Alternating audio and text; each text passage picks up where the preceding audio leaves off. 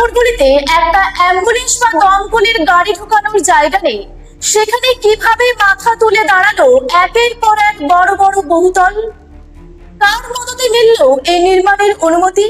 নাকি আইনকে বুড়ো আঙুল দেখিয়েই তৈরি হয়েছে এসব বিল্ডিং? পুরুলিয়া শহরের অবৈধ দখলদারি উচ্ছেদে প্রশাসনের কড়া পদক্ষেপের মাঝেই উঠছে এই নয়া প্রশ্ন। দেখুন বিস্তারিত রূপসী বাংলা মিডিয়ায়।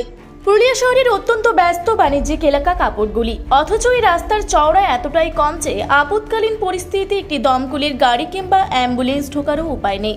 যে কোনো বড়সড় দুর্ঘটনা ঘটলে এখানে ঘটে যেতে পারে মারাত্মক বিপর্যয়।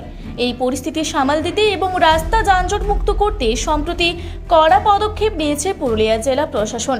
রাস্তার উপর থাকা অবৈধ দোকানপাট ও দখলদারি উচ্ছেদে চালানো হয়েছে অভিযান।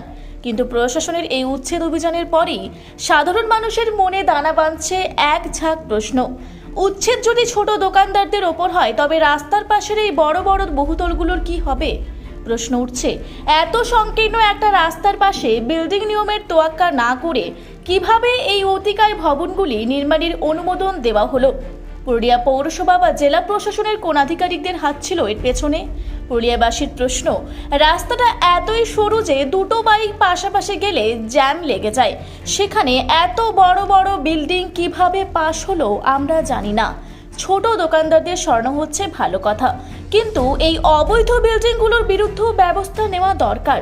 প্রশ্ন উঠছে, সরকারি অনুমোদন নাকি কোনো অনুমোদন ছাড়াই সম্পূর্ণ বেআইনিভাবে রাজনৈতিক বা আর্থিক প্রভাব খাটিয়ে খাড়া করা হয়েছে এই বহুতলগুলি? এখন এটাই পুরুলিয়াবাসীর সব থেকে বড় প্রশ্ন। ফুটপাতের গরিব হকারদের উচ্ছেদ করার মতো একই রকম সাহসিকতা দেখিয়ে এই সমস্ত প্রভাবশালী অবৈধ বহুতল মালিকদের বিরুদ্ধেও কি সমভাবে কড়া পদক্ষেপ নেবে জেলা প্রশাসন? নাকি বরাবরের মতোই ছাড় পেয়ে যাবে বড় মাথারা? তিনতলা চারতলা বিল্ডিং যেটা হয়েছে সেটা নিশ্চয়ই তারা হয়তো নকশা পাস করে করাইছে, সেটা প্রশাসনের দেখা জিনিস, ওটা আমার দেখা জিনিস নয়। ওটা আমি কোনো কমপ্লেন করবো না, প্রশাসনের চোখ আছে তো, তারাও তো দেখতে পাচ্ছে। আর পুরো পুরুলিয়া মানে কাপড়গুলিতে গুমটি থাকবে, কিন্তু আপনি পিছনে চলে যান, এটা কি কথা হলো? আর কাপড়গুলিতে ফায়ারের কোনো সুবিধা নেই, যদি আগুন লাগে যায় তো কোনো সুবিধা নেই। অনেক অসুবিধা, আসতে পারবে না, ফায়ার ব্রিগেড আসতে পারবে না। আমার ইমার্জেন্সিতে কোনো হঠাৎ গাড়ি, আমার বাড়ি এখানে আছে, আমি গাড়ি ঢোকাতে পারছি না, আমার গেস্ট আসতে পারছি না, অনেক অসুবিধা। তিনতলা চারতলা বিল্ডিং করেছে কিন্তু ফায়ার কোনো সিস্টেম নেই। সেটা ফায়ার ব্রিগেডে দেখা জিনিস, সেটা প্রশাসনের দেখা জিনিস, সেটা আমাদের দেখা জিনিস নয়। যদি আপনারা বুঝেন যে ওটা নাই, তাহলে সেটা আপনারা দেখুন, ওটা আমি কি করে দেখবো? কি নাম অথরিটি আছে? আমার নাম সঞ্জয় চৌধুরী। কাপড়গুলি ব্যবসায়ী। আজ 30 বছর ধরে আমার এই দোকানটা আছে, আজ তো আমি কোনো এনফোর্সমেন্ট করি। ছোট ব্যস্ত রাস্তার মধ্যে বহুতল ইমারত 3-4টা এখন হালে হালে গড়ে তুলেছে, এ বিষয়ে আপনি কি বলবেন? ওই বিষয়ে সরকারের যা করণীয় সরকার করবে, এটা সরকারের কাজ। আজ তো যদি আগুন লাগে কাপড়গুলি, আরামে ফায়ার ব্রিগেড কিছু ব্যবস্থা তো নেই ওটা। না, ফায়ার ব্রিগেড ঢুকবে। এখন যা অবস্থা আছে, এখন আজকের ডেটে মোটামুটি ফায়ার ব্রিগেড ঢুকে যাবে। অগ্নিশমন কোনো দোকানে নেই, আগ বুঝাবার কোনো যন্ত্র এই দোকানগুলোর কাপড়গুলিতে নেই। এই বিষয়ে কি ম্যাক্সিমাম দোকানে না, বহুতল যেগুলো তৈরি হয়েছে এখানে 4তলা 3তলা, এই বিষয়ে কি বললো? ওইটা আমি কিছু বলবো না, যারা দোকান তারা ঠিক বলতে পারবে।